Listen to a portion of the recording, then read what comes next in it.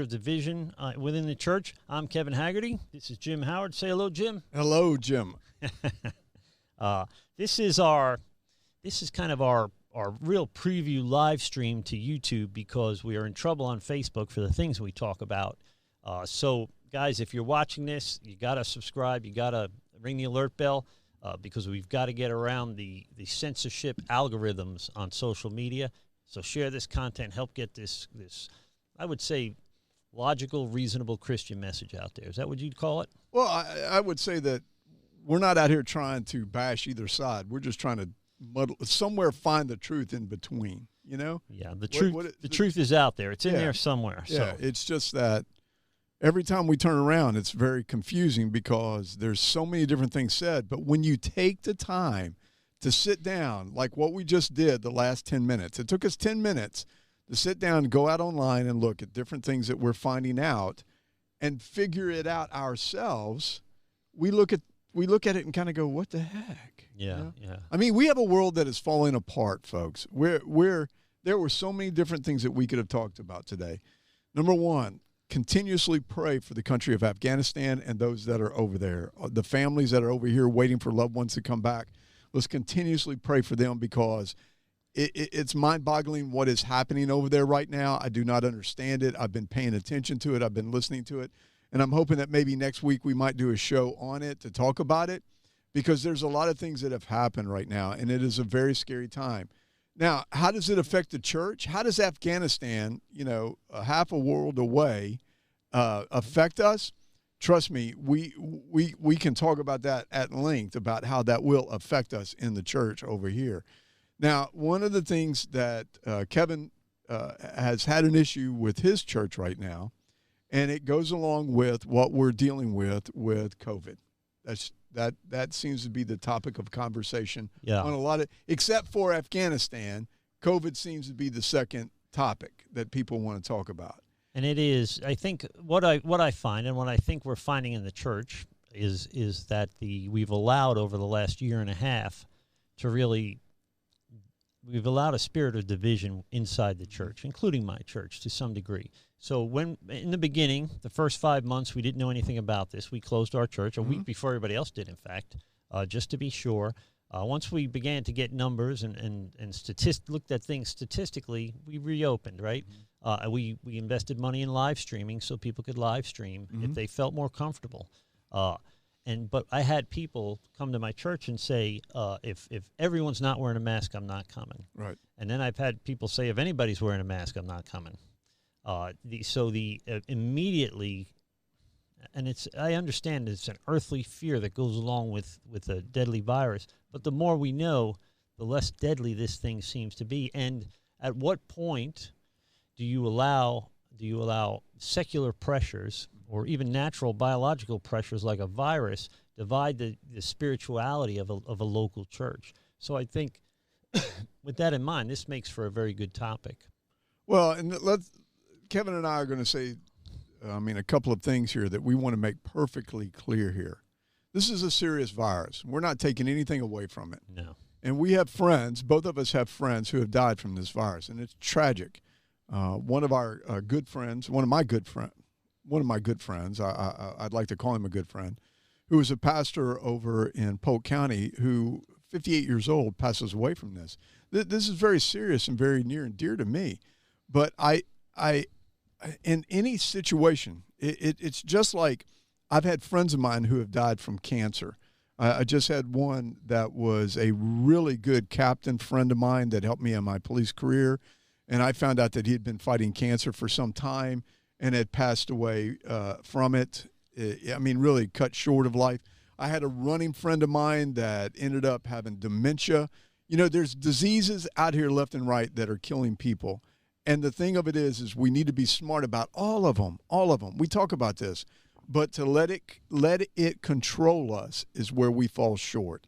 To let it control us instead of letting God control us is where we run into our problems. And to me, the government has used this as a tool to divide us. And so when we get into that philosophy of us against them inside our church, this is where we we start to get concerned about it and start to look at it and start to talk about it. It's not that I have been vaccinated. I will tell you, I have been vaccinated. Kevin got his first shot. So we do, my doctor told me to go and get vaccinated. So I trust my doctor. I went and got vaccinated. Does that mean that I don't take it any more serious than already? No, I still do. We see that people who have been vaccinated have contracted the Delta variants of it. And there's something we can talk about there. Let me put this in perspective. Let me put it in perspective. And maybe you can understand why we're coming from where we're coming from. I travel all across the United States. I've been traveling since I started working with the police department when I was 21 years old. I traveled all over the United States. I have always, always, always checked a bag that had a weapon in it. I've always done that. And when I first started traveling and would take a bag up to the counter and say, I have an unloaded firearm in there, and here are the rules and regulations that say that I can do this, I would sometimes have arguments or fights with the person working there at the counter because they didn't know the rules. And I did not fault them for not knowing the rules because they work the counter. Yeah, they don't work FAA, or they're not looking at what the rules are. So I would always pull out the piece of paper that says, listen, it has to be a hard case, unloaded, locked. The ammo has to be separated, all these things like this. And, they would read it and kind of go, oh, okay, yep, you got it all, and let's go. 9/11 happened, and I really thought that it would be more difficult to carry a firearm or check a bag with a firearm, and it became easier. It was just like the gate people just say, hey, fill out this piece of paper. TSA, come over here. He's got an unloaded firearm. They check the bag. Have a nice day. Go on your way. Really? Because did you carry on before 9/11 and check the gun post 9/11? You always checked the gun. You couldn't carry on. You never carried Even on. you, with your high status inside the law enforcement community. Even me. Unless I was on a prisoner trip, that is the only time I could carry a weapon on an airplane. Well, let's be honest. There's usually a wink and a nod to cops, though. They can do whatever they want. Yeah, whatever. Okay. So you always have to check it in the bag, So here's my point. I was flying through Atlanta, the biggest airport in America. In America, okay? The TSA agent stops me and says, I have to examine the case, and I said, oh, okay, yeah, sure, no problem. I had an old style case, an old Glock case, that the lock went through the trigger guard of the gun. I mean, you put it on a post, the lock went through the trigger guard, so the gun is locked to the case. So the gun, you can't take it out without unlocking it. Well, yeah, but you can touch it. Okay, now this was the thing. It's like a Tupperware container. It looks like a Tupperware container. You open it up, the gun is locked, secure. You're not going anywhere with it. The guy in Atlanta looks at it and goes, that's ingenious. Not the old style where you lock the case and you wrap it around the handle so that you can't open it up. This secures the weapon to the case. Right, okay? right.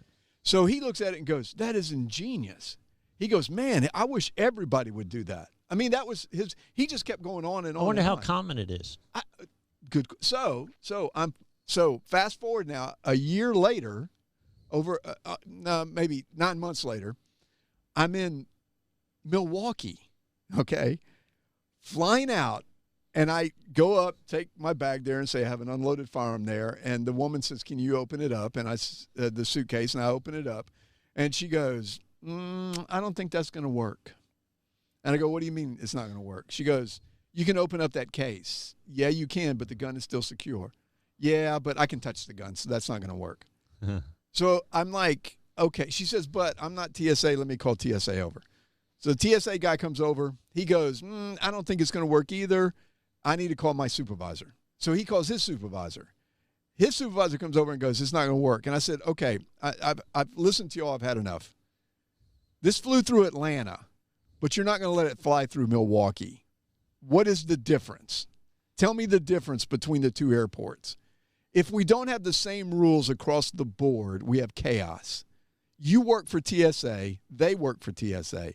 The guy in Atlanta blessed it, and you're going to tell me that you don't. I follow the rules. Just tell me what the rules are. So what does the guy from Atlanta do? He calls his supervisor. Who calls his supervisor? Before it's all over with, we have 4 TSA agents standing there discussing whether or not this can go or not. And finally at the end, the head guy goes, Because like I said, he said, no, it's not going to work. And he was funny. He goes, you just don't know the rules. And I quoted the rules. He pulled it up on his phone. I quoted it word for word. What was it was the same ones he was talking about. Same one he was. And he goes, well, there's probably a subsection on this. I go, really? So I'm a traffic officer and I pull you over for speeding. And instead of writing you a ticket for speeding, I arrest you for murder because there's a subsection that says that if you go 18 over, you're committing murder. You know, really, we're changing the goalpost, you know. Assault with a deadly weapon if you're doing 18. So anyway, they finally agreed and said, yeah, go ahead. Took pictures. They're going to send it to Washington, D.C. I told them I want a response. Haven't heard from them yet. But it's a little small suitcase. The guy goes, I want you to check this bag for any other explosives or anything. Like, really? Here's the FU. Do you still have a badge on you? Yeah. Did it work? Oh, it didn't work. It didn't work at all. Yes. So anyway, here's my that's because they're commies, bro. Yeah. Here's my analogy of this. I play by the rules. I've been playing by the rules for over 40 years. 40 years I've been doing this. So I play by the rules. Tell me what the rules are, and I'll play by it. But when we get into COVID, nobody knows the rules. I think the big problem I've always had is the people pushing mask mandates and vaccine passports and stuff. I wouldn't trust them as far as I could throw them. Right. I have such, and you already know, I have such a distaste for both political parties, but particularly the Democratic Party. I used to vote half the time Democrat. I can't see myself ever voting again like that. I mean, I just can't. So and it just gets worse and worse with this Afghanistan thing. But what we see is I mentioned in a sermon that wearing a mask has become politicized, and I had people in my church that wore masks that were offended. They were texting me before I got back to the house that I don't wear it because it's political. It's not political. It's a health issue. Well, you see how shallow a dive they took into that comment. Right. And this I think, here's a good legislation we should pass. There should be a law that says the headline should match the story in all news that's posted. Amen. So it doesn't matter what you say so long as the headline matches the story. So if you want to censor people, make them accountable for the headline, because people nowadays in 2021, we've gotten so used to living on headlines that we never read the story. I challenge you to start, if you see a crazy headline, read the story for a second. You're going to find out it doesn't match the headline most of the time. There's a huge difference between what it says in the story and what it says in the headline. So if there's any congressmen or senators listening, that would be a good law. You'll get fined if your headline does not match the story, because they know we only read the headlines. And in that shallow of a dive is where all this confusion comes from, where it becomes easy to mislead people. So I put in Google just now 2 words: COVID, church, and COVID, and then I went to videos, assuming that they would be newscasts, and they seem to be. And here's the list of the first page. 6 unvaccinated. A guy in Jacksonville in August recently had 6 members die of his church in 10 days, which is horrible, but it's the topic. If you put in church and COVID, it's almost every story is negative about the church, right? And so unbelievers look at this and they say, yeah, these Christians are crazy. They all feel that way, because look how many there are. They're almost all about the same church, by the way. It goes into page 2 and 3. Yeah. But people don't read past the headlines. And then people in the church say, look at this and say, yeah, because they're coming after us, because they're against us, and they are coming after us, so get used to that idea. But it's stuff like this that, I mean, every page you go to in Google under videos is a negative. Well, it's all on the same church because they can't say anything else. Yeah, and there are other churches in there, but it's a church. Pastor would rather die than go to jail than tell people to get vaccinated. Stop for a second. It says church camp, COVID outbreak, 10 vaccinated people test positive. Yeah, that was in July. I don't even want to go there because it happens. I mean, seriously. I'm pretty sure. Go back to the camera here. I'm pretty sure everybody's going to get COVID. If you haven't had it yet and we're asymptomatic, which is maybe the majority of people, I've got vaccinated not because I don't expect to get COVID, but because it's a prophylactic. It statistically seems to make COVID less dangerous. And that is an important issue, and that's an important part. I mean, look. Okay, wait. Stop for a second.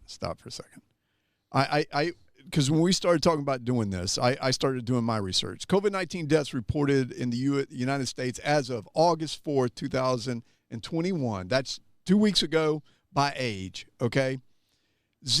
Now they're telling you, and it's all the same statistics, everything that we look at. They're telling us that 606,389 deaths were caused by COVID over the last, really, almost getting close, year and a half now, okay? So it goes in and it says that from 0 to 17, 600,000 deaths, 0 to 17, 349 deaths. Yeah.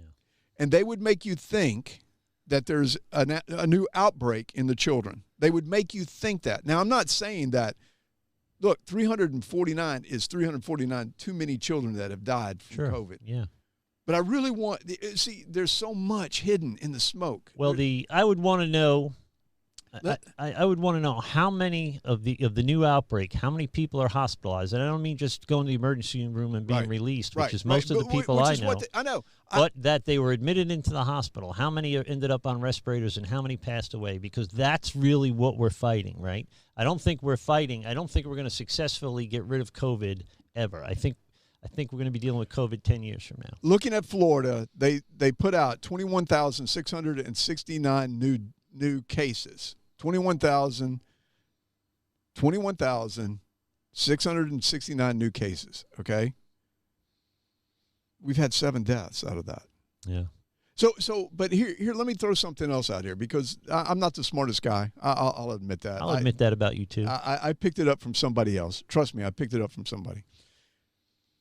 When you go back and look at the flu, the influenza, yeah, which has multiple strains, so there is no one flu, so people are clear. Right.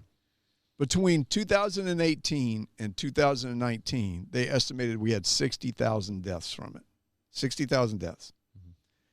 When they went back to look to see how many deaths we had in 2020, they had to go back to 2019 and add those numbers in to have a serious number. Because everybody that died of influenza was listed as COVID. Exactly right. Well, here, that's another problem, and this is an axe I have to grind with the media and with the medical industry and with our politicians. It was 7 or 8 months before they told us that 94% of the deaths were comorbidity. In other words, they were obese, they had heart disease, they had COPD, they had diabetes. 94% of the 600,000 people had a comorbidity. It doesn't make it okay. No. But that's information you can trust the American people with. We need to know the truth, not what you think or what you say the truth is. So this is my problem.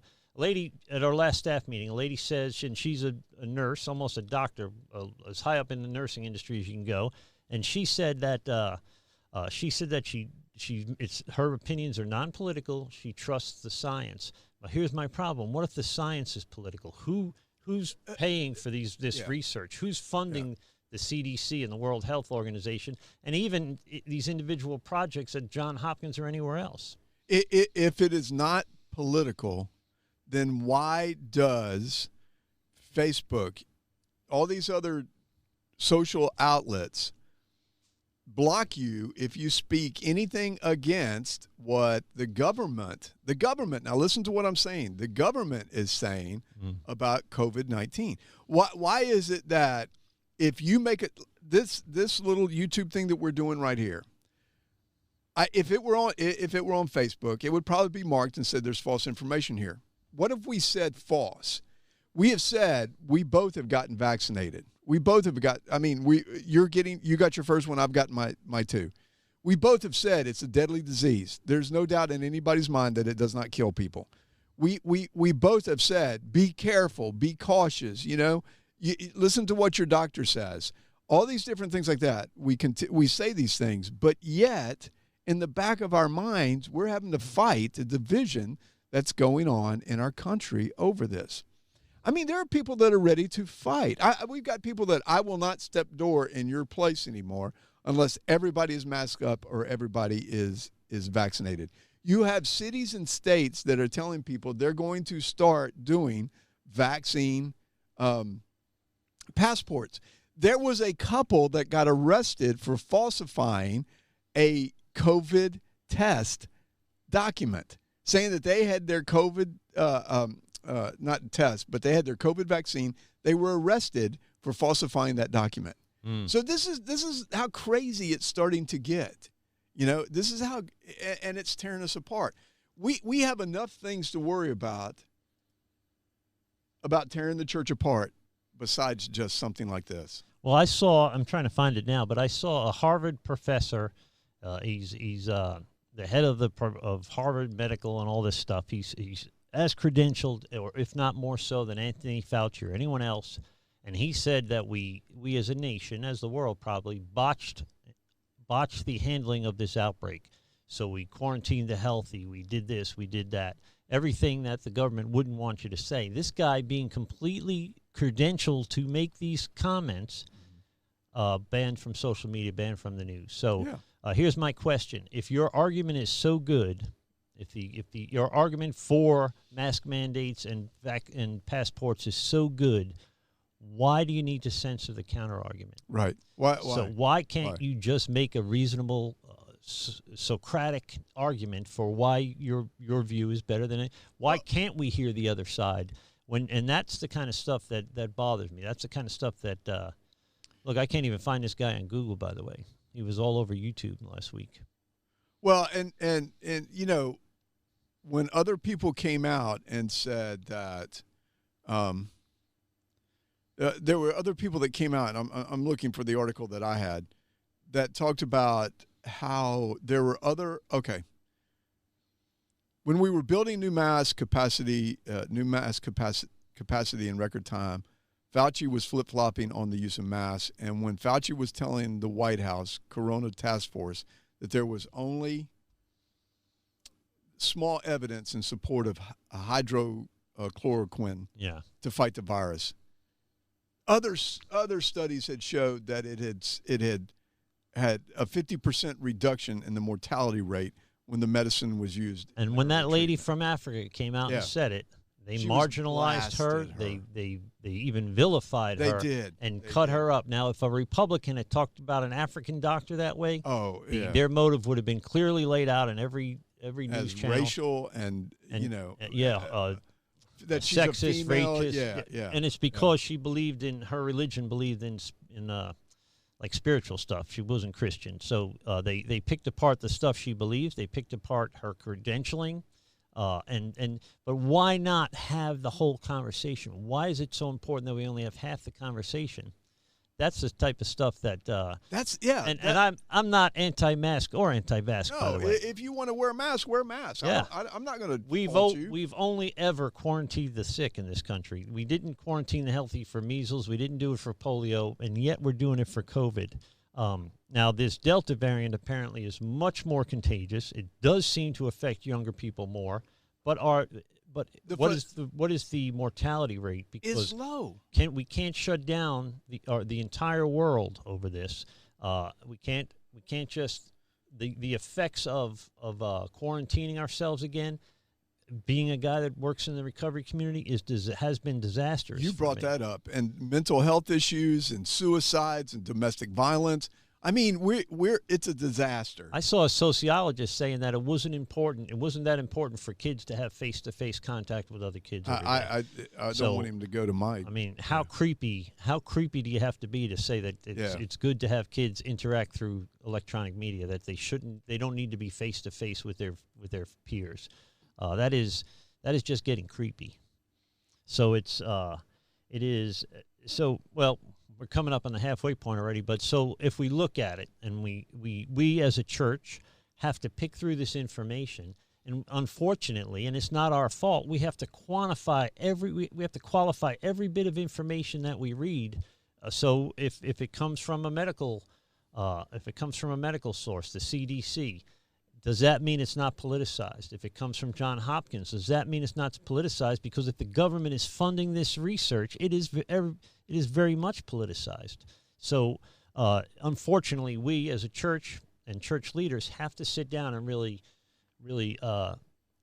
make reasonable decisions and make statistically responsible decision. So everybody's up in arms about our governor, DeSantis. Oh, I was just pulling him up because he just came out here over the last month or so, and he's focusing on treatments, as the state health experts say, are keeping affected Floridians alive.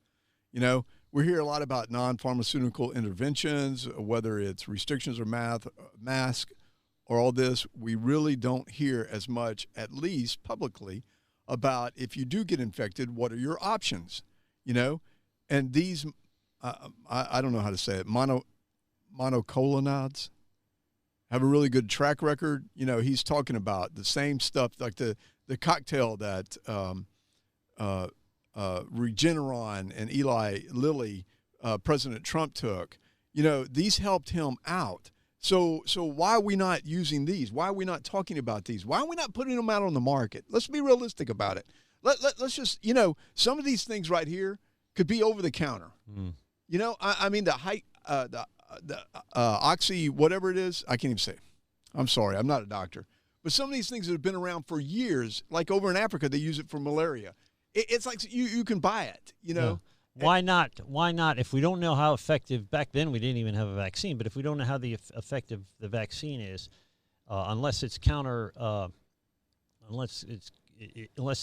the vaccine and that hydroxychloroquine or whatever counteract against each other, why not try it? I don't know why it becomes very untrustworthy. So I'll lay out for you and for the folks what we've done in our church. We have, for lack of volunteers, and we've shut down our kids' building for now for a couple of weeks. We've had a few people. We've had both strep go through our church and COVID, which is whether people luck. know this or not, but there's an outbreak of strep throat right now. Yeah. So I mean, you know, pick your poison. We've had strep go through the church, and we had actually, I think, one COVID case. So what we've decided to do is shut down kids because we don't have the staff. The staff is homesick. And we are encouraging people to come, if they feel comfortable coming to church, come to church. Wear a mask, don't wear a mask. And if you're not comfortable, or if you even have as much as an earache, stay home. Why risk it? You can watch it live at home anyway. Why risk it? So this is our my approach, our approach, and I think it's the most logical approach to that way we meet the needs of everyone, as many people as we can that way. Now, of course, closing kids' church is tough for parents, and then staying home can become a habit, right? People get used to only going to church at home in their pajamas. I'm not wild about that idea, but it's better than not getting the gospel message or not being plugged into your church. Ideally, I encourage people to come to church, but if they're sick, and I don't care what they have, if they don't know what it is, if they know what it is, they think it's COVID, if they don't think it's COVID, just stay home. Just stay home. And if you we'll forgive them if they don't come. Yeah, wear a mask. Yeah. No one's going to be upset if you social distance, and if they are upset, I'll straighten that out. Right. If you want to social distance, you don't want to shake hands. We got sanitizer everywhere. We got masks for people. That's the most logical, middle of the road solution that I think a small church can come up with now. We're a small church. We get less than 100 people in a service, so it's not like we have 1,500 people we're dealing with touching doorknobs and everything else. So it is probably a little easier for me in a smaller church than it would be in a bigger church. But that's why I was wondering how that place in Jacksonville, how big was their membership? Well, because that was a nice looking church. So. I will tell you that COVID it's gone through our church. I mean, it has. And you go to a bigger church. We go to a bigger church, yeah. But I mean, we tell people, like you said, stay home. If you feel uncomfortable, wear a mask. Yeah. Please get vaccinated if you haven't. You know, we're not anti-vax in our church. Of course. Let me rephrase that. Okay, when the church opened back up, this was one of the things that I put out because of church safety. I said, you're going to have different types of people that come to your church. You're going to have one that comes to your church that really feels like the COVID thing is very serious and that you should not even be here. You should be wearing a mask. You know, you should be doing all sorts of things. There's a whole bunch of stuff that you know you need to be doing. They're doing an audit. Make sure you're 6 feet apart. You know, we're using pool noodles to separate people inside the church. We're marking off rows that you can't sit in. All these different things like that. Then we had the people that said, this COVID is crap. It's a conspiracy. The government's trying to run us, and they're walking in the door without the mask. No, I mean, and of course now they're firing up other people, and then we have those that have lost everything, that don't even know what to do, that are looking for the church for help, and the church really right now was not prepared to help those that had lost everything. And this is in the defense of all churches, this is a hard time to pastor a church through, and this is really my first full year in leadership. Although I've been in behind the scenes for 10 years, it's very difficult to guide a church through something like this, and not just because there's a pandemic, but because the objectification of people that disagree with you, right? So if you wear a mask, you're a communist or a socialist, and if you don't wear a mask, you want to kill grandma. Yeah, you want to. Well, I don't want to kill grandma, and I'm not a socialist. So what category can you put me in? Right. So it is, guys. They're doing this to us. I think in the season of deception that we're in, and I'll say we're in a season of deception right now. There's people who are deceiving and others that are being deceived, right?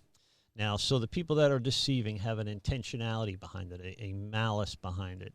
The people that are being deceived are just, I think, being intellectually or spiritually lazy. So I'm calling on Christians to really don't just read the headlines, read the story. Go out and do your own research. You've got to begin, and your pastor should be doing this, and you should be able to rely on your pastors not to introduce politics into his church. Hopefully that's happening at all your churches.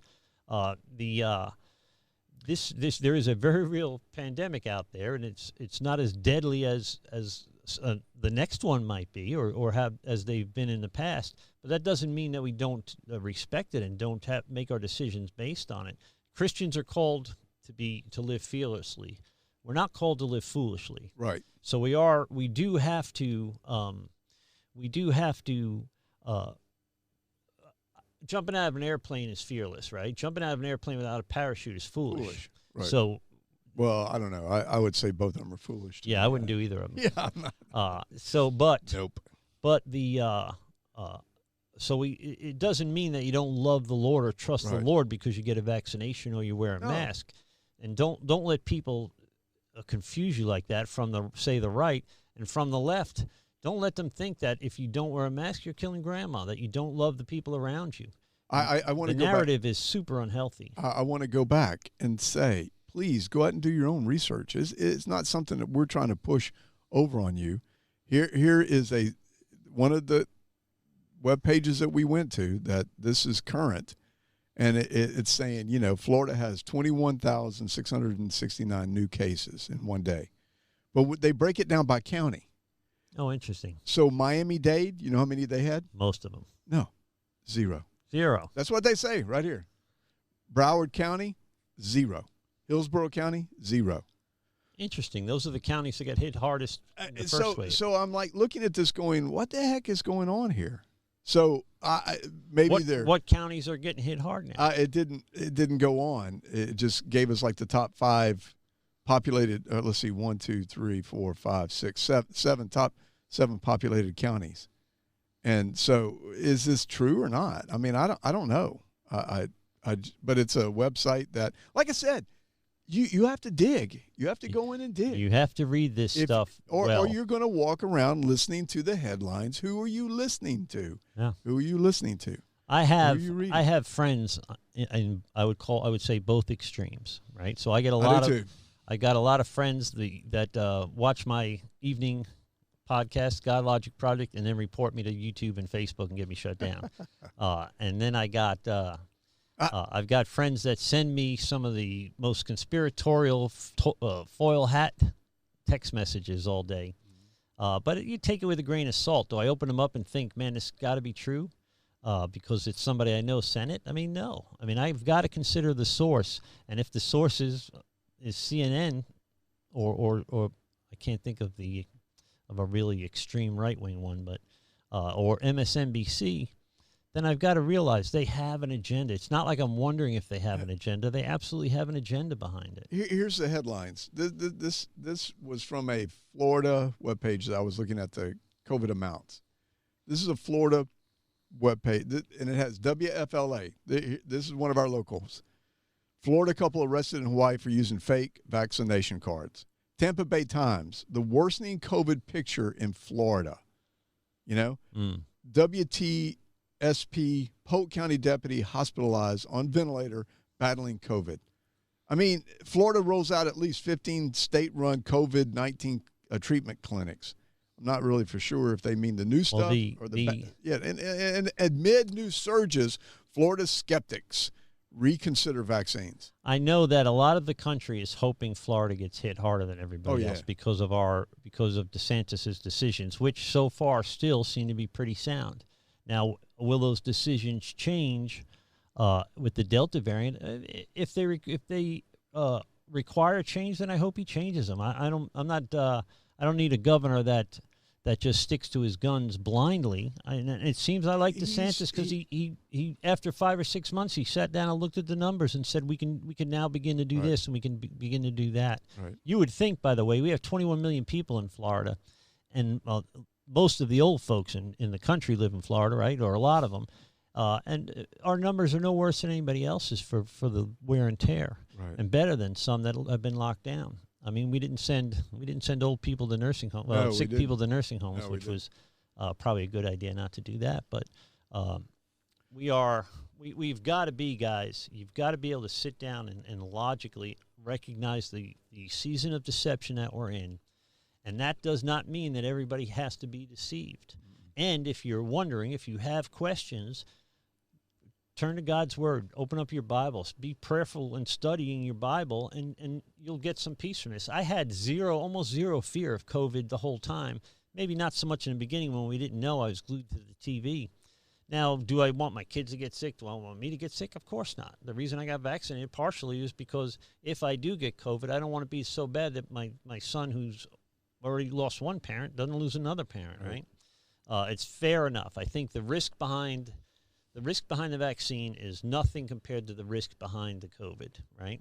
So, and it's something, by the way, the mortality rate goes down something to the order of 10 or 12 if you're vaccinated.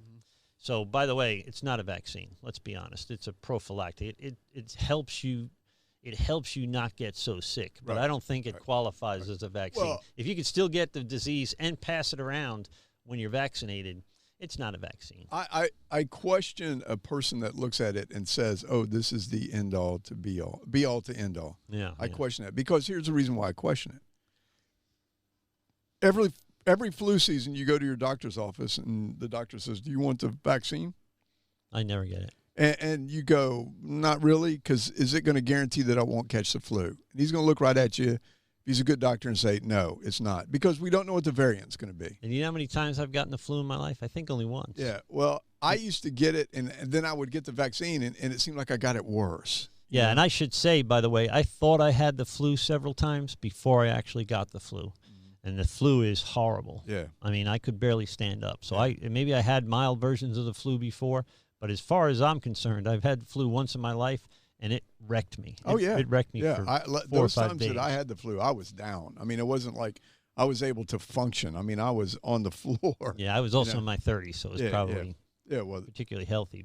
But I smoked in my 30s. So I want to say that we have to understand that this is going to be around. There's going to be a variance of it. Listen to what your doctor says. That's what we just keep saying over and over and over again. Listen to your doctors and stop. I swear, there's the division that this is called is mind-boggling. And I expect division outside the church. Yeah. Or I'm not okay with it, but it's going to happen, right? What worries me is the division inside the churches, right? I don't want to lose anybody. There's a great apostasy coming. People are going to walk away from their faith.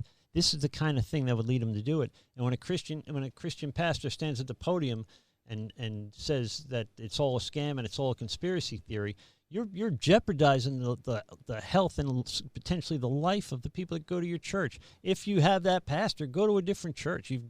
There's nothing wrong with being logical and reasonable and a Christian. They go perfectly hand in hand. Our logic and our reason is a gift from God in the first place. He didn't give it to us by accident. And he says he'll give you more. Yeah. You know, if you ask for it, he's going to give you more. So it's just. So I can't remember this guy's name, nor can I remember. I know his face if I see it because he's an odd-looking guy. So I'm still going through YouTube here. I know I've seen him in a couple of videos, but of course now when I need it, he's not showing up. Of course not. That's the way it always happens. I've got enough Vody Bachman videos in here to last me a lifetime now. And Michael Eisner, a guy I've been listening to quite a bit lately.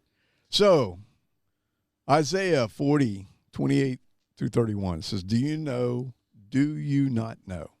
Have you not heard? The Lord is the everlasting God, the creator of the ends of the earth. He will not grow tired or weary, and his understanding no one can fathom. He gives strength to the weary, increases the power of the weak. Even youth grow tired and weary, and young men stumble and fall. But those who hope in the Lord will renew their strength. They will soar on the wings like eagles. They will run and not grow weary. They will walk and not be faint. Let us just understand that the Lord is out there for us. I heard an incredible quote today. Andy, I'm stealing it. I know you got it from your dad. And I'm going to try to say it because I wrote it down and I didn't bring it with me. But are your eyes on the troubles in front of you and you only see glimpses of God? Or are your eyes on God and you only see glimpses of your troubles? And I think that is so profound because what are we looking at? Are we looking at God trying to walk through this with him, with the wisdom that he gives us? Or are we listening to all this garbage that's going on around us that's dividing us and keeping us from being able to worship him? He's going to give us the answers if we go to him. I think he's given it to a lot of pastors. I know how my pastor was previously. I know how he is now because he takes this as a very serious thing. You know, he got it. He got it himself. Our pastor got it himself. Our associate pastor, I believe, right now has it. Did you ever have it? I don't think I had it. I don't know. It cost $50 to get the antibody test if you get your blood checked at Quest anyway. Yeah, if my doctor asks for it, I'll get it. But I mean, get the test. I have been sick a couple of times, but when you look, here's the other thing too. Strep throat, like I said, an outbreak. Super contagious. Yeah, super contagious. And I had a sore throat a couple of weeks ago, and of course, the first thing I do is I run and grab a thermometer and start checking. Make sure you don't have a fever. I have no fever. I didn't have the aches. I didn't have the pains. I didn't have the diarrhea. I mean, just you go down the list and you go, nope. Yeah, I do have a sore throat. Okay, there's one. A couple of aspirin, NyQuil at night, a throat lozenger, I'm fine. Yeah. I'm fine. So if I ran in every single time I thought that I had COVID to get checked, you'd be at the doctor's office all the time. And you bring that up. Here's the thing that I think was another mistake early on is people who had no symptoms were getting tested for COVID. So that they say, by the way, somewhere between 40 and 80% of the people that get COVID, which is a huge window, not very good science, but between 40 and 80% of the people remain asymptomatic. They don't even know they have it. So what you saw in the beginning was famous people getting tested and then making a YouTube video saying, I'm putting my life in the hands of the Lord and it's getting dark and da-da-da, pray for me. They're just doing it for the publicity. Right. But there was enough people so afraid of this thing that they were getting tested before they were sick. I think that was a mistake. Yeah. I think we should have waited until they had some kind of symptom, at least a fever or something, before they tested. We have really, truly just, I'm telling you, we have made this thing, it is a serious, gosh, every time we want to say, please knock it off, we have to put the caveat in there. It is serious, folks. We truly do know that it is serious. But the thing is, we don't live our life being afraid of it. If we lived why are we not afraid of more? Crime is up. The issues going on in our schools, Afghanistan. I mean, we redheaded women. There's a lot of threats out there. We could go on and on and on, but we cannot live that way. We can't. Well, it just so happens Peter said something about this. 1 Peter 5:8, be sober-minded, be watchful. Your adversary, the devil, prowls around like a roaring lion, seeking someone to devour. So the key there is be sober-minded. You'll never make, when was the last time anybody made a good emotional decision? Yeah. Right? If you're not making logical, reasonable decisions, you're probably not making very good decisions. And what they want us to do in all aspects of society now is to base everything on emotion, right? What does Shapiro say? the facts don't care about your feelings or whatever. Truth is, their feelings don't care about our facts either. Yeah. I mean, Yeah. it's a draw, right? So you, people that watch this, people that are part of the body of Christ, or if you're not and you're watching this, welcome. You've got to be sober-minded. You've got to use discernment in everything. And please, don't just read the headlines anymore. Get opinions from both sides of the proverbial aisle. And if you don't have a pastor and a church leadership that you can trust with these things, it might be time to consider finding a different church. If your church, by the way, is not founded and based in Scripture, I think that is you can be swayed by any wind of doctrine, right? And that is what we as Christians, I think, if anything, this pandemic is going to drive people back towards Bible-centered preaching. I hope it does. Yeah. Because that's all I know how to do. Yeah. So I'd be out of business if it doesn't. You're not one of those prosperity preachers. No. You know? I mean, am I younger? Am I young, tan, and healthy? Heck no. Name it, claim it, or claim it, name it. What is Yeah. it? I claim it, and Yeah. I have had people say, I've told a joke, and they say, "Oh, don't speak that into existence." And I'm like, I'm thinking to myself, do I look like the creator of heaven and earth? I can't speak anything into existence. Let's settle down there, little God, lowercase g God. But let's not make fun of our brothers and sisters in Christ, although I like to do that. Well, there's a lot of guys I make fun of. I just let's be aware of what is going on. Do your homework. Gosh, if I could just get people to do their homework. You know, what is your best defense? Be educated. That's all there is to it. Be educated of what is happening here. So interestingly, this guy that has been all over my YouTube feed for 2 weeks, nowhere to be found. I've scrolled way down now in my YouTube. All right, well. I see Mitch McConnell. I don't want to see Mitch McConnell. I want to see that guy. He's kind of white-haired, glasses, emaciated-looking dude. He doesn't look like he's hitting the gym a lot or Is the he tanning on Fox booth. News? Is he one of the guys that's on Fox News? No, I think he's an academic that did an op-ed and then's done a bunch of videos since then. But really, he's been super critical of how the medical industry has handled this COVID outbreak. Mm-hmm. And so because it's a counter opinion, and this should bother people on both sides of the aisle, because it's a counter opinion, it's deleted from social media or from the news. Listen, and I use the Hunter Biden laptop as a good example. And I didn't want Biden to be president, I'll be honest. But the fact that they scrubbed it from Twitter the week before the election and from Facebook is censorship. There's no other way around it. Not only did they say this is fake news, they wouldn't even let you talk about it. Twitter shut down New York Post, so they couldn't repost it even after they took down the. So, but here's the thing: if you're on the left, and right now you're winning the political narrative, and you are, if you're on the left, you should be just as concerned about censorship as people on the right are. And I've been a victim of censorship, and I'm a nobody. Sure. Right. So, in America, we should not be censoring anything but a call to violence. Right. Actual hate speech. We got to be very careful removing the hate from hate speech, and that all speech is potentially hate. Mm-hmm. That words can hurt you. Words are a verbal attack is equal socially to a physical attack. Therefore, it's okay to attack back physically. This is horrible logic. This is of Satan. I'm absolutely sure. And we've got to resist that at every turn. And if you're on the left and you're not a Christian, you're watching this, please consider the damage that could be done through censorship. Because it's happening, and don't pretend. I don't wear a foil hat, and it's happening. Oh, yeah. Yeah, well, I mean, we've seen it. I don't even think I have a foil. I think I got rid of it. Did you? Yeah. Once all these conspiracy theories started to turn out to be true, you see the Air Force is putting out UFO videos now. Yeah. I didn't need that, Jim. I didn't need something else to worry about. I got Afghanistan and Taiwan on my mind the last few days. Shoot. Let's talk about it all. I mean, well, okay. I'm going to go back to we only got 10 minutes left. Okay, 10 minutes left. All right, here you go. Pay attention to what's in front of you. Mm.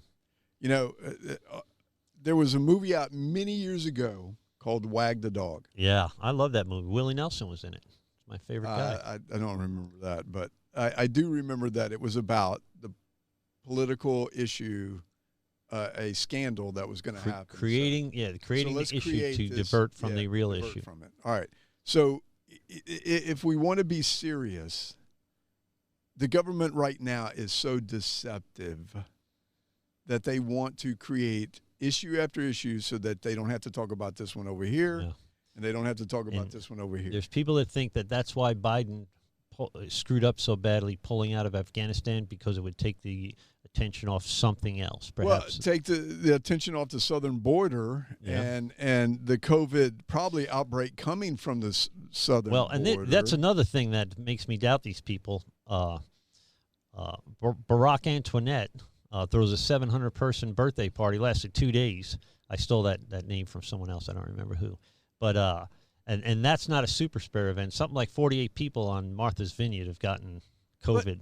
But then, you know, we can have riots all summer, not a super spreader event, but a church of more than 50 people gathering is a super spreader event. They're intentionally twisting things. They report on the things they want that serve their purpose, and they don't report on the things that don't serve their purpose. And if you can turn on the news and not see that, you are deceived, and I'm praying for you, because you've got to snap out of whatever they've done to you.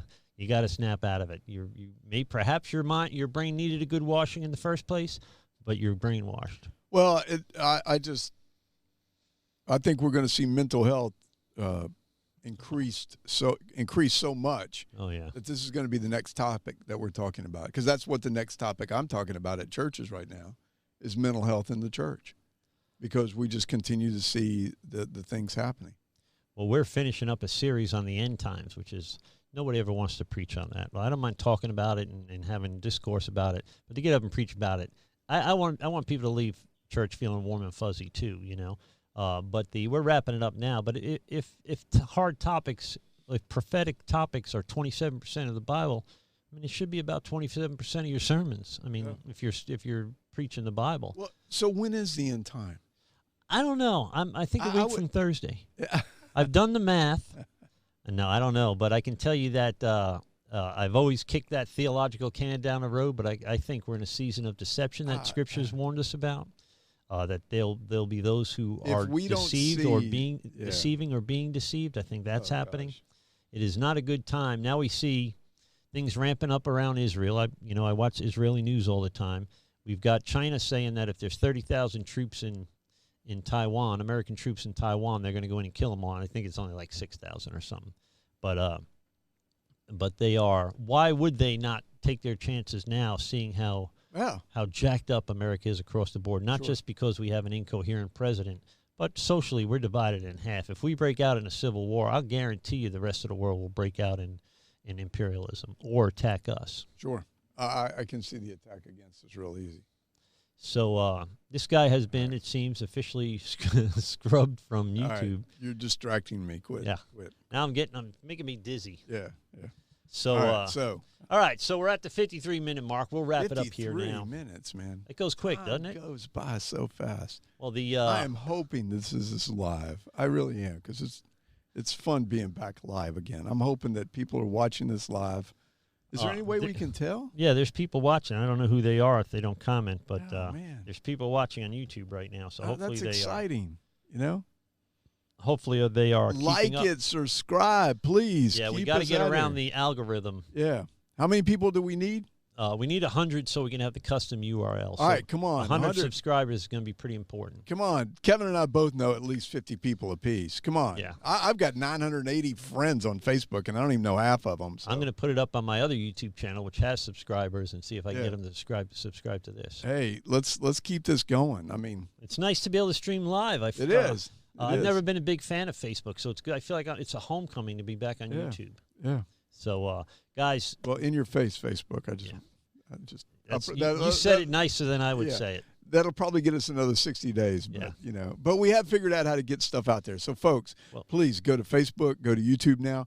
We're going to be putting it on both platforms. We need to get it. We need to do podcasts and everything. I got people asking us because we have an Anchor account, which would then broadcast it to Google Podcasts and Apple Podcasts and Spotify, yeah. My other podcast is on there. We need to do that because there's people asking me about it. Now that my kids are back in school, I could begin to be more helpful. We need to we really need to start working on this and getting it out, because a lot of people who listen to us really like it and they share it, but We just got to get more people to listen to it. All right, guys, we're going to wrap it up. If you, I hope you got some good food for thought out of this episode. I like that, food for thought. Yeah, I mean, really, let it be a wake up call for you if you're being swung by every wind of doctrine. Plant your feet and your heart in God's word, God's written word, and on the Lord. And if you have questions, message us at truechristiantalkinfo@gmail.com.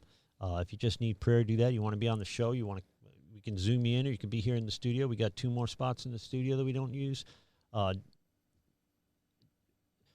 just want to encourage you guys to really recognize the importance of exercising good, sound Christian discernment, because things are only going to get more complicated, not less complicated. Mm-hmm. If you're waiting for this to blow over, my fear is it's not gonna.